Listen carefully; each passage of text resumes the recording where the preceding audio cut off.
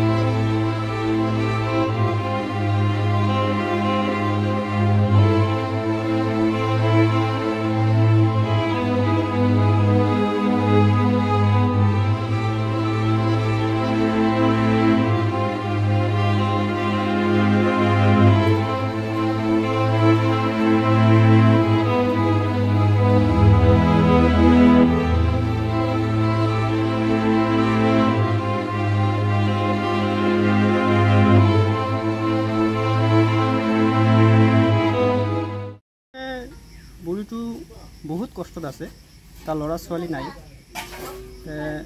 ঘৰ আছে, আই ঘৰ আগতে পাইছিল, বহুত দিনৰ পুৰণা ঘৰ। সেই ঘৰটো আহোঁতে ভাঙিছিল শেষ, তেতিয়া থাকিবলৈ জেগা নাই, সেই বেলেগৰ ঘৰতে থাকে। ইমান বেলেগৰ ঘৰত আৰু কিমান দিন থাকিব দিয়ে, তাৰ ইমান কষ্টত আছে। তথাপিতো এই ব্ৰিটিছ চৰকাৰ চেয়াৰমেন সিহঁতে কোনো ভূক্ষেপ লোৱা নাই।